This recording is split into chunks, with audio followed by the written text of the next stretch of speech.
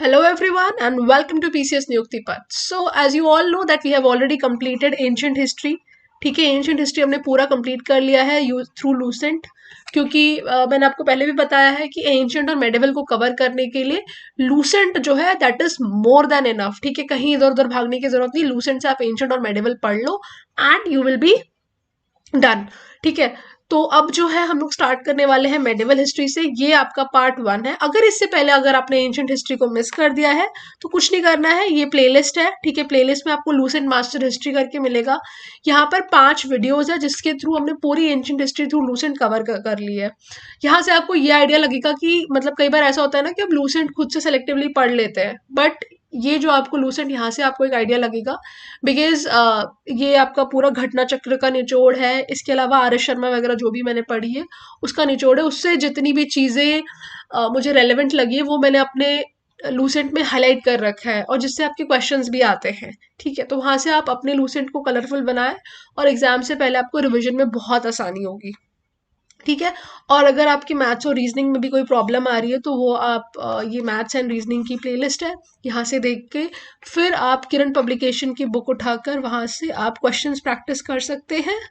ठीक है, यहाँ पे मैथ्स एंड रीजनिंग का सारा सिलेबस जो है अब कंप्लीट हो चुका है. बहुत अच्छे से सर ने सारे different different types of questions जो भी पूछे जा सकते हैं वो कवर करवाए हैं.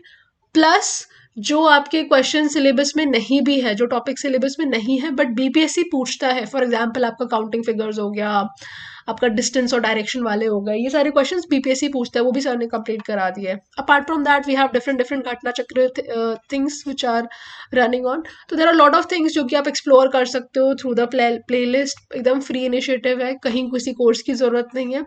एंड येस, 1 नवंबर से हमारे टेलीग्राम चैनल पे डे वाइज टारगेट्स दिए जा रहे हैं. 21 डेज शेड्यूल है. किस तरीके से आप ये जितनी भी अवेलेबल कंटेंट है इसको आप 21 डेज में टारगेट करके अपना 80% से ऊपर का सिलेबस जो है खत्म कर सकते हो, इंक्लूडिंग मैथ्स एंड रीजनिंग. ठीक है, maths and reasoning is 100 marks, 50% तो आपका वहीं पे कंप्लीट हो गया. जीएस का भी मोस्ट ऑफ द थिंग्स आप कंप्लीट कर लोगे. तो that's why I am saying 80% syllabus जो है अगर आप ये 21 डेज फॉलो करोगे तो आपका 80% सिलेबस हो जाएगा. ठीक है, मैथ्स रीजनिंग पूरा कंप्लीट 50% प्लस जीएस जो है उसका काफी हद तक कंप्लीट हो जाएगा, तो 80% सिलेबस डन. तो 21 दिन का टारगेट है. कैसे क्या करना है इसे मैंने एक वीडियो के थ्रू काफी अच्छे से एक्सप्लेन किया. उस वीडियो का लिंक डिस्क्रिप्शन में है और टारगेट्स आपको टेलीग्राम पर मिल रहा है, उसका भी लिंक डिस्क्रिप्शन में है. तो पहले आप वीडियो देखिए, फिर वहां से अगर आपको अच्छा लग रहा है तो आप टेलीग्राम से टारगेट फॉलो कर सकते हैं. और अगर आपको हमारा कंटेंट और वीडियोस अच्छे लग रहे हैं तो do like and do subscribe our channel for more such contents. ठीक है, now without wasting any time, let's start with medieval history. Okay, so आपका जो medieval India, अच्छा before that I would like to tell you that just have a pen, pencil, colorful pen, highlighter, everything in your hand and be ready because आपको अपने Lucent को colourful बनाना है so that exam के time पे जब आप इसे revise कर रहे हो then it is super easy for you for the purpose of revision. ठीक है, सो जो मेडिवल इंडिया है इसका टाइम पीरियड आप यहाँ पर देख सकते हैं.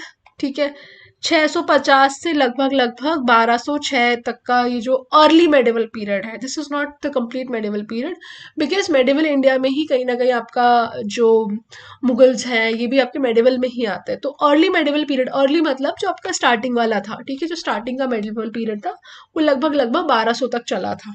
ठीक है, नॉर्थ इंडिया में क्या था, तो नॉर्थ इंडिया में एक तरह से वी कैन से कि राजपूत पीरियड था. यहाँ पे इस टाइम पे आपके राजपूत्स का जो है काफी बोलचाल था. राजपूत्स का मतलब आप कह सकते हो कि डोमिनेंस ज्यादा था नॉर्दर्न इंडिया में. तो आपको पता ही है कि हमने एंशिएंट हिस्ट्री में पढ़ा था हर्षवर्धना डायनेस्टी, है ना. हर्षवर्धना डायनेस्टी था. हर्षवर्धना डायनेस्टी के बाद अब क्या हुआ, किस तरीके से चीजें डिक्लाइन हुई, हम वो डिस्कस कर रहे हैं अब. सो राजपूतास जो है वो इमर्ज हुए as a new power. So different different kingdoms थे जो कि हमारे आ गए. इसमें से आपको 2-3 ध्यान में रखने हैं. जैसे आपको you need to keep in mind, sorry मेरी थोड़ी तबीयत खराब है इसीलिए I was not able to make videos for a very long time. अभी भी थोड़ी खांसी है, so bear with that. So Chauhan या फिर ये चाहमन ऐसे करके दिया रहता है कई बार। This was until the period of 1192। आपको भी पता होगा बैटल ऑफ तराइन, ठीक है, बैटल ऑफ तराइन हुआ था, उसके बाद पृथ्वीराज चौहान जो है ही वाज किल्ड, एंड वो पूरी जो स्टोरी है, राइट। सो ये इनका कैपिटल क्या था, तो their capital was Delhi. Founder कौन थे ये चौहान डायनेस्टी के, तो वसुदेवा थे। तो कई बार क्या होता है, ये जो राजपूत है इनके जो जो स्पेशली जो बहुत फेमस फेमस है, जैसे चौहान्स वर वेरी फेमस, इनका नाम along with their capital match the following में दे देगा या फिर फाउंडर के साथ दे देगा, ठीक है। दूसरे थे प्रतिहारास, ठीक है, प्रतिहारास या परिहास, इनका अभी भी परिहार जो है टाइटल एग्जिस्ट करता है, ठीक है। तो this were present near the Kannauj side.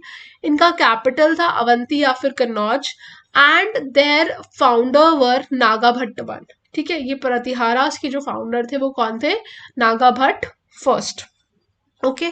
तो ये ध्यान में रखना। उसके बाद परमार का अगर आप देखोगे जो कि मालवा में थे, इसके श्री हर्षा थे या शीक टू थे। Then you can say Rashtrakuta important है, राष्ट्रकूटा ऑफ मालखंड, क्योंकि देखो गुर्जरा, प्रतिहारा और Rashtrakuta, these were the most important, ठीक है। राष्ट्रकूटा का भी कहाँ पर थे, तो राष्ट्रकूटा के फाउंडर कौन थे, दांती दुर्ग या फिर दांती वर्मन टू बोला जाता है। कहा था इनका कैपिटल, मालखंड या फिर मनाया खेटा में।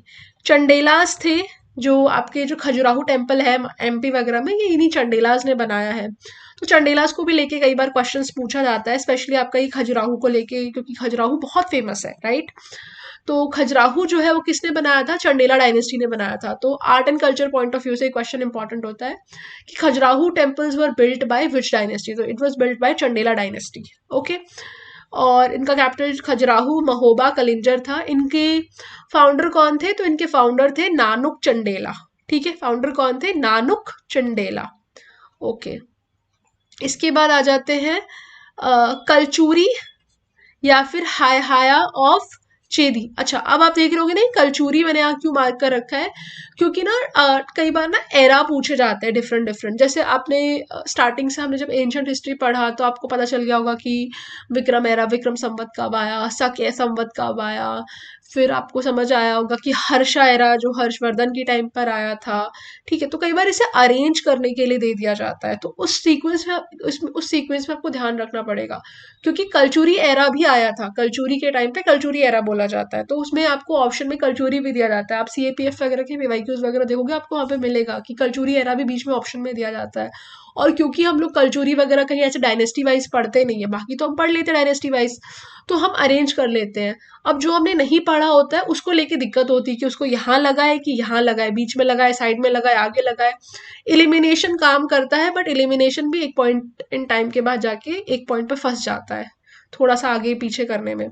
So that is where we need to take a leap of faith. So to avoid that it's better कि थोड़ा सा बस ध्यान रखिए आप कि जब हम मेडिवल इंडिया पढ़ रहे थे उसी टाइम पे आपको there was some discussion about Kalachuri, तो इससे आपको इतना क्लियर होगा कि कलचूरी जो है कभी भी हर्षा एरा के बाद लगेगा, ठीक है। तो ये आपका इसके फाउंडर कौन थे, ये कोकाकाला फर्स्ट थे। फिर आ जाता है गाढ़ावाल राठौर ऑफ कन्नौज, ये चंद्रदेवा थे। तोमर्स के बारे में पूछा जाता है, ये भी क्वेश्चन एक बार पूछा गया कि तोमर्स जो है वो कहाँ के थे। तो इनका कैपिटल जो है धिलीका था। This was again somewhere near Delhi only, ठीक है। This Tomars were you know in Delhi only, ठीक है। तो इनका कैपिटल क्या था, दिल्ली का, देखो ये Haryana, areas of Haryana and Delhi, ठीक है। तो ये कहना है कि these were in Delhi only. So ये कभी मैच एंड फॉलोइंग में पूछा गया था, that's why I have highlighted this. Similarly Sisodias आपने सुना होगा, सिसोदियाज ऑफ मेवार, तो इनके कौन थे, बप्पा रावल, हमीर फर्स्ट जो थे इनके फाउंडर्स थे। तो इस तरीके से आपको कुछ कुछ फाउंडर्स जो स्पेशली याद रखने हैं वो तो डिस्कस कर लेते हैं। चौहान याद रखना पड़ेगा, प्रतिहारास का याद रखना पड़ेगा, राष्ट्रकूटास, ऑब्वियसली चंडेलास, कलचूरी एरा के वाइज में आपको ध्यान रखना है, ठीक है, okay. Then there was a power struggle in the northern India, जब आपका मतलब 8th सेंचुरी के आसपास there was a power struggle, क्योंकि आपको पता होगा कि मगध वाला जो एम्पायर है गुप्तास के बाद एंड सारी चीजें, इट वाज पूरा लेटर मगध, लेटर गुप्तास वगैरह के बाद वो खत्म हो रहा था। तो ईस्ट में ये हमारे जो बिहार वाला रीजन है वहां पर कौन इमर्ज होकर आया, वहां पर पालाज इमर्ज होकर आए, ठीक है।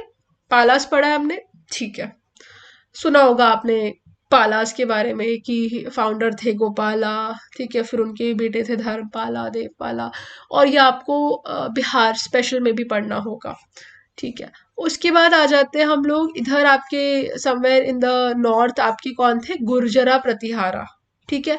और डेक्कन साइड में कौन थे, राष्ट्रकूटास, ठीक है। तो नॉर्दर्न इंडिया में जो दिल्ली वाला इलाका है पूरा, वहां पर इस वाले फ्रंट में कौन थे, गुर्जरा प्रतिहारा। और राष्ट्रकूटास कहाँ थे, तो देवर इन डेक्कन। सो ये जो आपका ट्राइपाटाइट स्ट्रगल था, इसमें बेसिकली ये जो आपके तीनों किंग्स, जो तीनों डायनेस्टीज थी, पालास हो गए, गुर्जरा प्रतिहारास हो गए, राष्ट्रकूटास हो गए, दे वर स्ट्रगलिंग। पावर स्ट्रगल कहाँ पर था, तो देखो, for suppose you can imagine this is the map of India, ठीक है। यहाँ पर आपका दिल्ली है, यहीं पे आपके पास में ही क्या है, कन्नौज।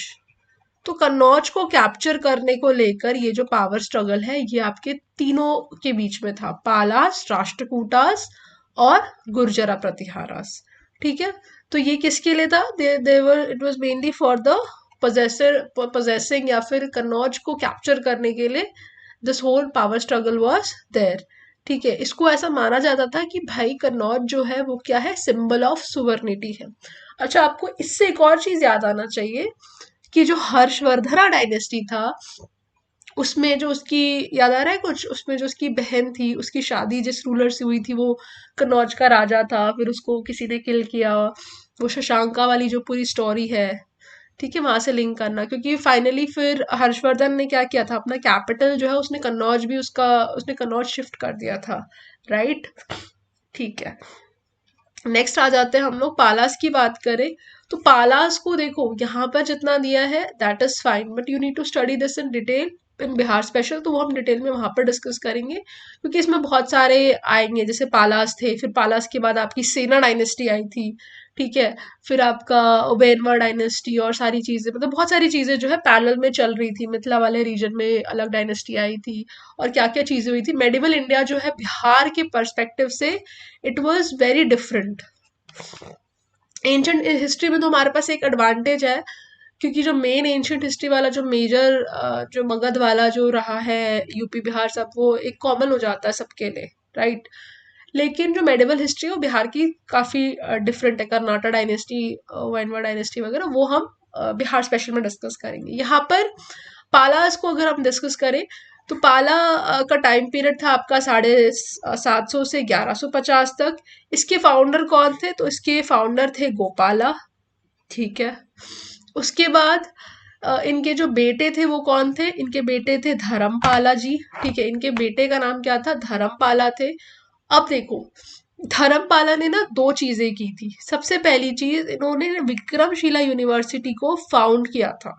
सो Dharmapala was founder of the Vikramshila University, whereas he revived the Nalanda University.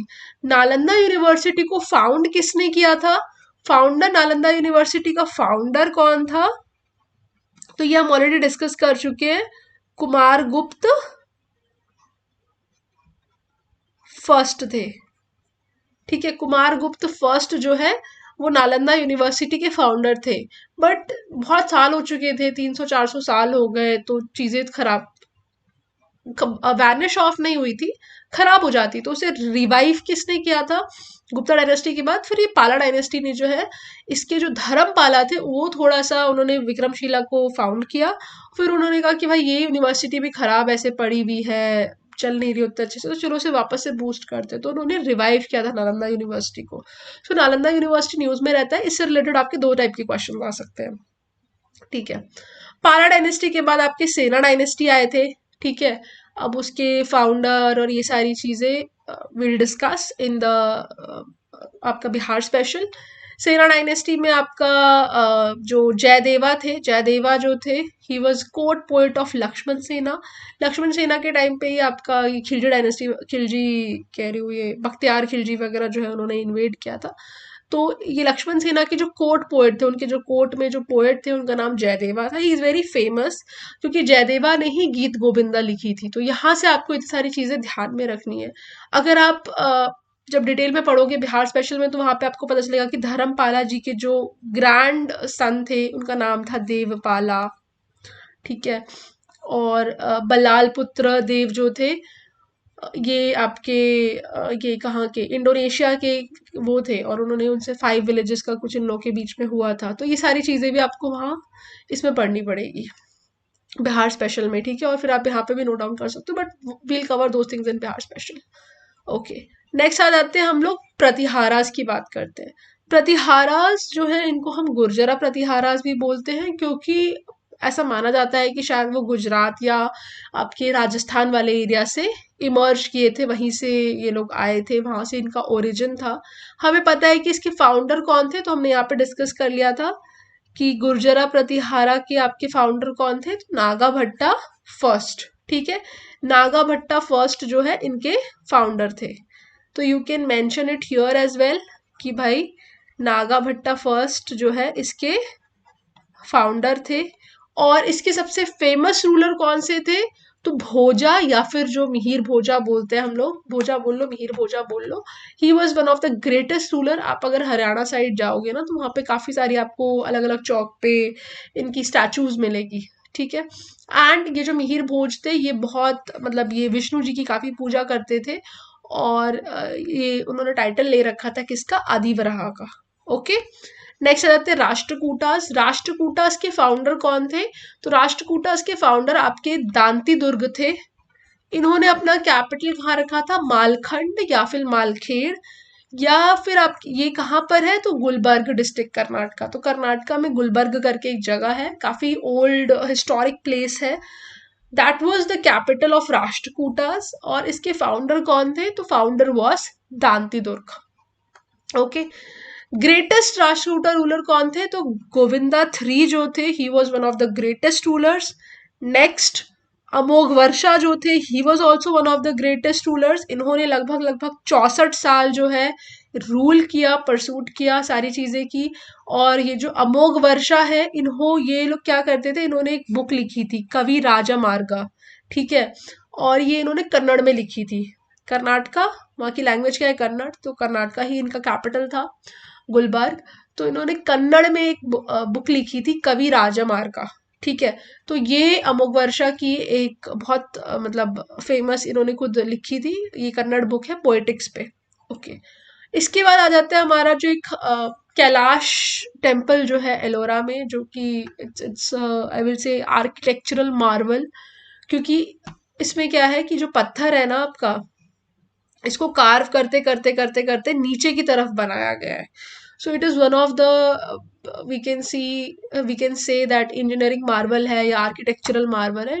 Once once in a while you should, once in your life time I will say you should must visit this temple, ठीक है। एक बार तो visit करना ही चाहिए, even I want to go, but ठीक है।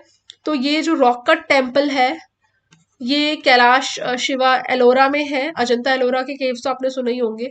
तो एलोरा में जो कैलाश टेम्पल है शिवा का फेमस, ये आपके राष्ट्रकूटा किंग ने बनाया था, जो कि कृष्णा वन है। तो यहाँ से ना आपकी कुछ कुछ चीजों आप आर्ट एंड कल्चर को एज ए इंटरेस्ट भी रिलेट कर सकते हो, बिकॉज कई बार जो है क्वेश्चन में पूछा जाता है। तो वहां पर आपको जरूरी नहीं कि आपने आर्ट एंड कल्चर सेपरेटली पढ़ा है, you can relate and use your presence of mind कि अच्छा खजुराहो टेम्पल के लिए चंडेला डायनेस्टी कुछ मैंने सुना था, कान में मेरे पढ़ा था, ठीक है।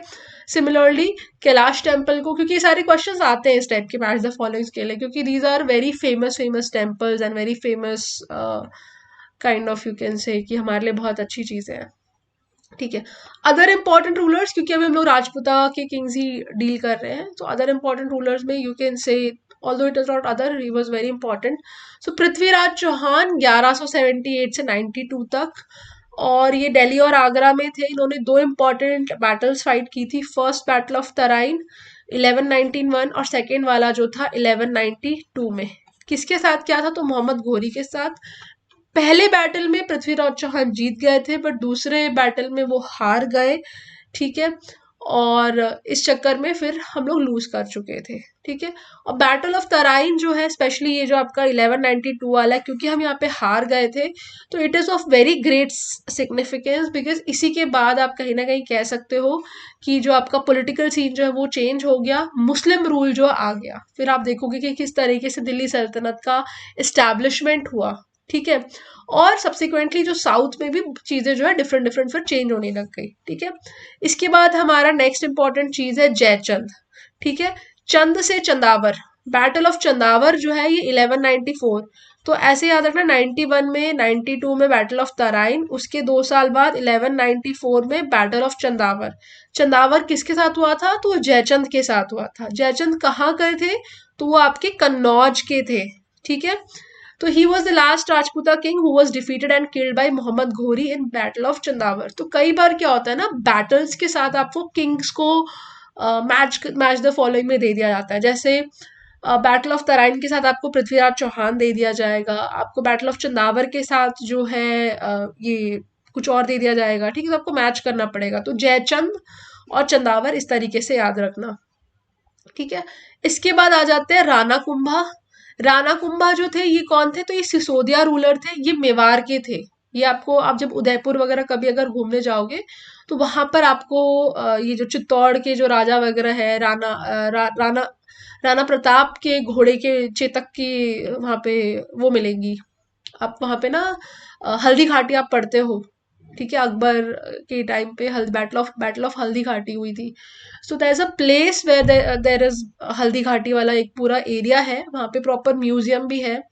एंड वहाँ पर ये जो चेतक घोड़ा है उसका एक मतलब सिंबॉलिक ही बनाया गया है। तो ये सब आप वहाँ पे देखोगे तो वहां से आप रिलेट करो कि अच्छा ये राणा कुंभा जो थे ये सिसोदिया रूलर थे, और ये आपके कहाँ है? तो उदयपुर वाला जो पूरा है ये वहां पर थे। वहीं पर चित्तौड़ वाला चित्तौड़ फोर्ट भी है। ठीक है, तो this is something that I prefer कि जैसे घूमने वाला जो इंटरेस्ट होता है ना, उससे आप देखते रहो कि अच्छा यहाँ पर ये मुझे यहाँ घूमने जाना, आप अपनी बकेट लिस्ट भी तैयार करते रहो, तो उससे आपकी पढ़ाई भी आसान हो जाती है, इंटरेस्ट भी बना रहता है।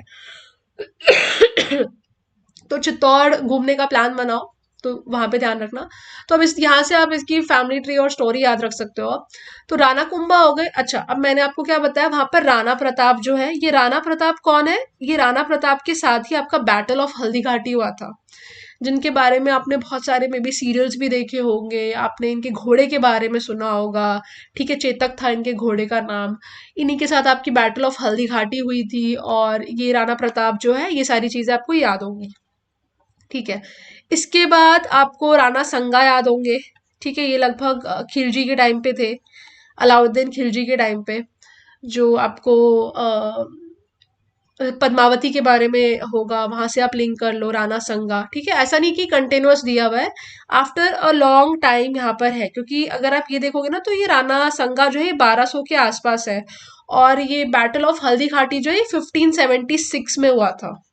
तो 300 साल तक तो मतलब पॉसिबल नहीं है कि इन्हीं के, मतलब काफी सारे बीच में भी है, बट जो फेमस नाम है ना वो बस यहाँ पे दिए हुए, और वो आपको ध्यान में रखना है।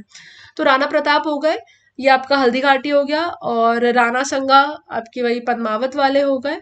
अच्छा, अब इनके भी पूर्वज कौन थे? तो राणा कुंभा, ये कौन थे? सिसोदिया रूलर थे, और इन्होंने ही डिफीटेड मोहम्मद खिलजी, और इन्होंने ही क्या इरेक्ट किया था? विजय स्तंभ इन चित्तौड़। ठीक है, तो क्वेश्चन क्या पूछा जा सकता है कि विजय स्तंभ जो है चित्तौड़ का, वो किसके उसमें है? तो राणा कुंभा, और आपके ये 4-5 ऑप्शन और दे देंगे, राणा प्रताप, राणा संग्राम, राणा संगा। ठीक है, इस टाइप से 4 ऑप्शन दे दिए। तो आपको केयरफुल रहना है कि अच्छा राणा कुंभा जो पहले वाले थे वही थे, राणा प्रताप तो अच्छा हल्दी घाटी वाले हो गए, राणा संगा हमारे पद्मावत वाले हो गए, तो ऐसे लिंक करके आप ध्यान रख सकते हो। तो इस टाइप की चीजें हो गई। नेक्स्ट आ जाते ही सारे आपके टेम्पल्स के डिफरेंट डिफरेंट नाम है, जो कि मतलब राजपूता के टाइम पे कंट्री जो है कहीं ना कहीं ये फ्री रहा था इन्वेजन से, तो बहुत सारे जो टेम्पल्स है इस टाइम पे बिल्ड हुए थे, जैसे खजुराहो टेम्पल, ये चंडेला डायनेस्टी का था। लिंगराज टेम्पल भुवनेश्वर में हो गया, sun temple, Jagannath temple, Dilwara temple mount Abu में। ओके, नेक्स्ट आ जाते हैं साउथ इंडिया और Cholas and others. Chola empire जो था, अब अगेन इसका टाइमलाइन था 850 से 1279, और इसका जो कैपिटल था दैट वाज योर तंजौर। ठीक है, इसका कैपिटल क्या था, तंजौर या फिर गंगई कोंडा चोलापुरम। ठीक है, गंगई कोंडा चोलापुरम था या फिर तंजौर इसका कैपिटल बोलोगे। ठीक है, गंगई कोंडा चोलापुरम इन्होंने बाद में नाम रखा था, अभी आपका ये तंजौर जो है वही है। इसके फाउंडर कौन थे, तो फाउंडर का नाम पूछा जाता है। इसके फाउंडर थे विजय आलिया। ये आपके फ्यूडेटरी थे किसके, पालवास के। तो आपको पता है कि वहां पर पहले चालुक्यास थे, चालुक्यास के बाद कौन आए थे, पल्लवास आए थे। हमने एंशिएंट हिस्ट्री में लास्ट क्लास में पढ़ा था ना कि चालुक्यास थे, चालुक्यास के बाद आपके पल्लवास आए थे, वो जो हमने नरसिम्हा वर्मन और ये सारी चीजें पढ़ी थी। तो ये आपके पल्लवास जो थे इनके फ्यूडेटरीज थे, मतलब दुश्मन थे। ठीक है, पल्लवास के दुश्मन कौन थे, चोलास थे। और फिर पल्लवास को हटाते हुए ये जो आपके चोलास है वो इन्होंने अपने आप को इस्टेब्लिश कर लिया। ठीक है, ग्रेटेस्ट चोला रूलर कौन थे, तो ये राजा राजा थे और उनके सन कौन थे, राजेंद्र फर्स्ट थे। अब हमारे फाउंडर हो गए Vijay Alaya. Now we come to कि इसमें से सबसे ग्रेटेस्ट कौन थे, बीच में बहुत सारे आए गए होंगे। मेन जो थे राजा राजा थे और उनके बेटे राजेंद्र फर्स्ट थे। इनके बारे में हमें थोड़ा पढ़ना पड़ेगा। Let's see. ओके, अब जो राजा राजा थे आपके, इन्होंने क्या किया था, राजा राजा जो थे इन्होंने आपका जो बृहद्रेश्वर टेम्पल या राजा राजेश्वर टेम्पल जो हम तंजौर में देखते हैं, दैट वाज बिल्ट बाय राजा राजा चोला। ठीक है, राजा राजा चोला बोल लो या फिर राजा राजा बोल लो, एक ही बात है। ठीक है, तो ये बृहद्रेश्वर टेम्पल या राजा राजेश्वर टेम्पल जो है इन्होंने बनाया था। अब इन्होंने इस टाइम पे जो चोला एम्पायर है ना, वो कहीं ना कहीं शैवाइट था, शिवा की ज्यादा पूजा करते थे। ठीक है, इसके बाद आ जाते हैं हम लोग राजेंद्र फर्स्ट। राजेंद्र फर्स्ट जो है इनके सन थे। राजा राजा के जो सन है वो कौन थे, राजेंद्र फर्स्ट थे। इन्होंने क्या किया, इन्होंने पूरा उड़ीसा, बंगाल, बर्मा सब मतलब इन्होंने नाक में दम कर रखा था। ठीक है, अंडमान सबको कैप्चर कर लिया।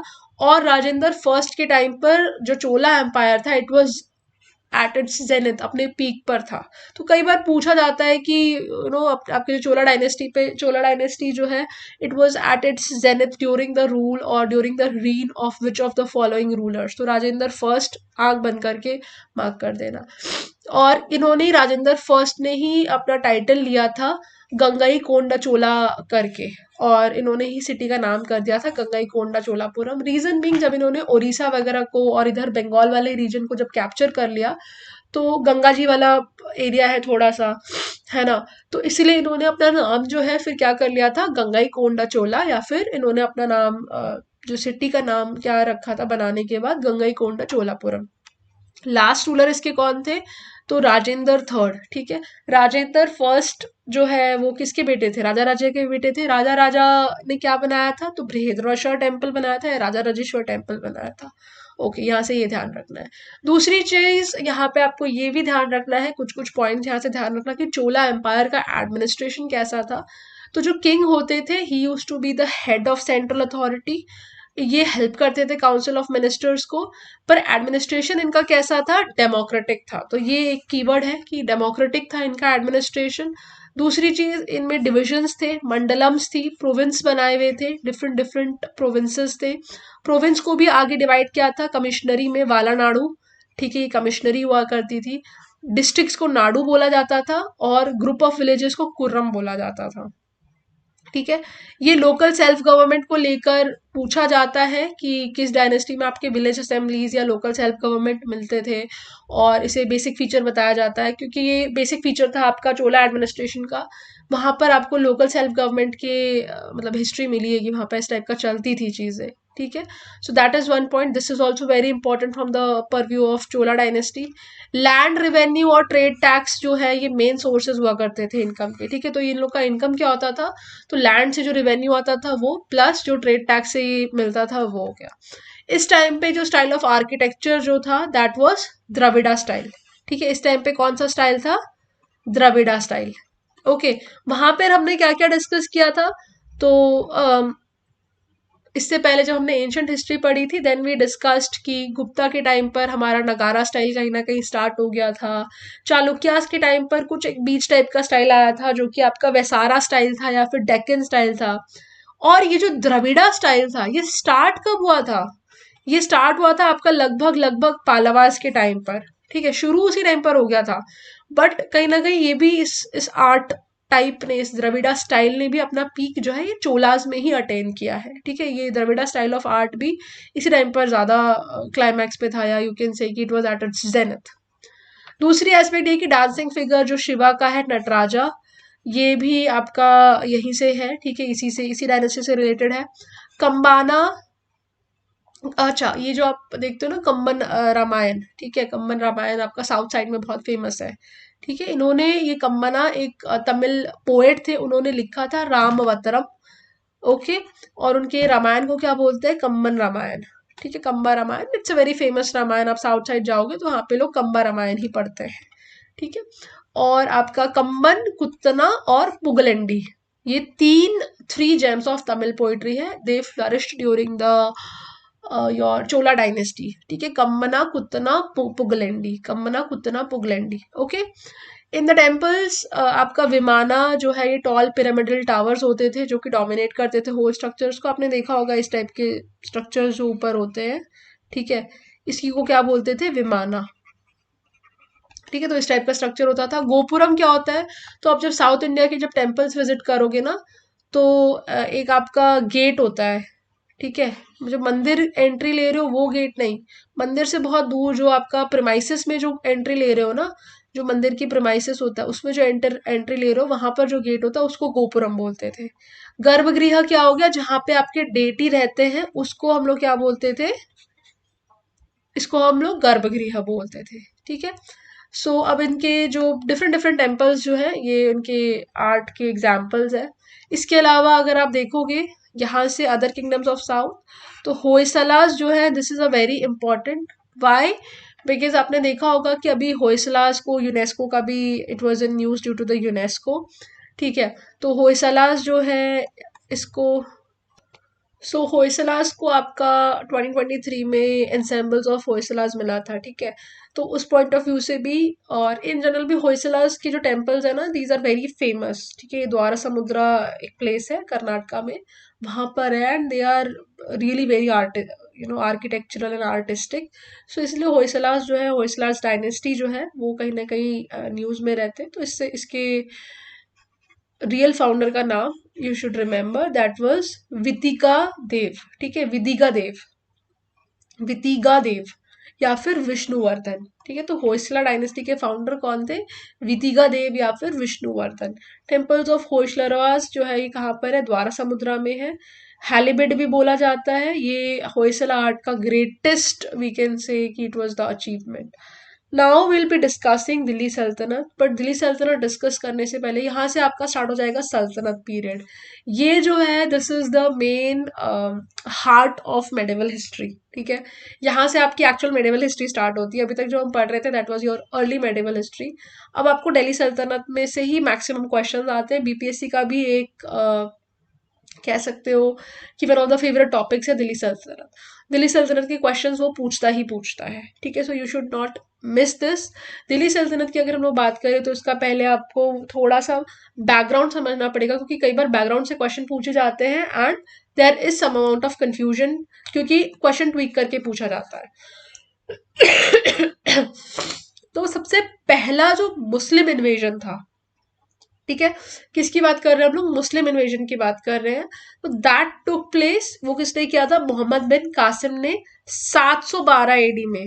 तो कई बार ये साल पूछा जाता है कि फर्स्ट मुस्लिम इन्वेजन कब हुआ था और किसने किया था। इन्होंने 712 एडी में इन्वेट करने की कोशिश की थी। कहाँ से, इन्होंने सिंध को कॉन्कर किया था। ठीक है, इन्होंने सिंध को, हमारा जो सिंध वाला एरिया है उसको कॉन्कर करके उसका नाम क्या कर दिया था, उमायद खिलाफत। ठीक है, उसे प्रोविंस बना दिया था, प्रोविंस ऑफ उमायद खिलाफत।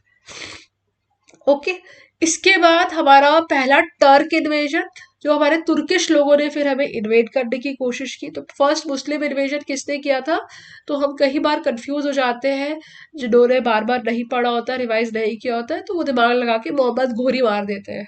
ठीक है, वहां पे ऑप्शन में मोहम्मद घोरी भी दिया रहेगा, इसलिए मैंने कहा कि यहाँ पर ध्यान देने की बात है कि पहला मुस्लिम इन्वेजन किसने किया था, मोहम्मद बिन कासिम ने। ठीक है, और कई बार कंफ्यूजन ईयर को लेकर भी होता है। हम समझते हैं कि 1192 होगा year, but no, the year will be 712 AD. तो ये आपको ध्यान में रखना है। पहला टर्क इन्वेजन अब किसने किया था, तुर्क, पहला जो टर्की था, तुर्किश आदमी जिसने इन्वेड किया था इंडिया को, दैट वाज महमूद गजनवी। ठीक है, महमूद गजनवी जो है ये थे, ये सुल्तान महमूद थे। अच्छा, इनकी भी बहुत फेमस स्टोरी है। इन्होंने लगभग लगभग 17 एक्सपिडिशंस किए हैं इंडिया में, और इन्होंने सोमनाथ जो हमारा टेम्पल है इधर द्वारिका गुजरात वाले रीजन में, इधर आपका समुद्र के किनारे ही है, इट्स अ ब्यूटीफुल टेम्पल। उसको इन्होंने 17 बार रेड किया, और वहां पर जितनी प्रेशियस चीजें थी उसको ले लेकर वो जाते थे। ठीक है, सोचो इतनी बार रेड करने के बाद भी वहां पे अभी भी बहुत सारी चीजें, इतनी सारी प्रेशियस चीजें बची हुई है। तो अगर 17 बार रेड ना हुआ होता तो वहां पर कितना खजाना होता। तो वो वहां पे जितना खजाना था सोमनाथ टेम्पल में, उसको लूट लूट कर उन्हें 17 बार लगे उसे लूटने में, फिर वो पूरा नहीं लूट पाए। So yes, India has lost a lot of things because of this different different kind of invasion, और अभी भी कहीं ना कहीं हमारे बीच में यूनिटी नहीं है, तो that's a very heartbreaking thing. ठीक है, तो इन्होंने 1025 में ही attacked and netted most celebrated Hindu temple जो सोमनाथ है। तो इनको किसने, सोमनाथ टेम्पल को किसने बार बार इन्वेड किया था, 17 बार? ये आपके मोहम्मद गजनवी जी ने किया था। ठीक है, सेकेंड टर्क इन्वेजन। अच्छा, अब ये जो आपका घोरी का जो इन्वेजन था वो दूसरा टर्क इन्वेजन था। पहला टर्क इन्वेजन कौन था? तो वो आपका महमूद ऑफ गजनवी जो थे, that was your first Turk invasion. Second Turk invasion जो है आपका मोहम्मद घोरी थे, जो कि आपका वही पृथ्वीराज चौहान वाला हो गया, 1192 वाला, 1191-92 वाला। ठीक है, इन्होंने फिर पृथ्वीराज चौहान को हराया, और he is known as the founder of Muslim rule. इसे हम लोग फाउंडर ऑफ मुस्लिम रूल क्यों बोलते हैं? क्योंकि इन्हीं के बाद जो है कहीं ना कहीं हमारी, वी कैन से कि दिल्ली सल्तनत का जो इस्टेब्लिशमेंट है, मुस्लिम रूल जो है वो पूरी तरह से इंडिया में इस्टेब्लिश हो पाया। ठीक है, दिल्ली सल्तनत जो है वो स्टार्ट हुआ। ठीक है, सो दैट्स वाई मोहम्मद घोरी, अगर आपसे कोई पूछे कि फाउंडर ऑफ मुस्लिम रूल कौन है, तो ये आपके मोहम्मद घोरी जी जो है, the he was the founder of Muslim rule. ठीक है, but who was the first one to invade India? First Muslim invasion किसको बोलते हैं? तो that was Mohammad bin Qasim in the year 712। पहला तुर्किश इन्वेजन कौन सा था? तो दैट वाज महमूद गजनवी। ठीक है, हमारे सोमनाथ टेम्पल पर रेड किसने मारी थी? तो वो महमूद गजनवी थे। और हमारा सेकेंड टर्क इन्वेजन कौन था? तो वो मोहम्मद घोरी थे। फाउंडर ऑफ मुस्लिम रूल का पूछा जाए तो कौन था? तो वो आपके मोहम्मद घोरी थे। लॉजिकल है, क्योंकि उसके बाद ही आपका दिल्ली सल्तनत जो है वो एस्टैब्लिश हुआ। तो सो विद दिस आपका अर्ली मेडिवल हिस्ट्री जो है वो ख़त्म हो चुका है, और नेक्स्ट जो है हम दिल्ली सल्तनत स्टार्ट करेंगे। बिकॉज जब मोहम्मद घोरी, जब उन्होंने राजपूत्स को हरा दिया, उसके बाद उन्होंने खुद यहाँ पे बैठ के रूल नहीं, शासन नहीं किया था। उन्होंने अपने एक स्लेव को बिठाया था, और वहीं से स्लेव डायनेस्टी स्टार्ट हो जाती, दिल्ली सल्तनत शुरू हो जाता है। तो दिल्ली सल्तनत को हम लोग नेक्स्ट वीडियो में कवर करेंगे। So till then stay tuned. अगर आपको हमारा वीडियो अच्छा लगा हो, और आपको दिल्ली सल्तनत भी ईगरली वेट कर रहे हो उसे देखने के लिए, so do subscribe our channel, notify ज़रूर कर ले, do like the video, and thank you and जय हिंद।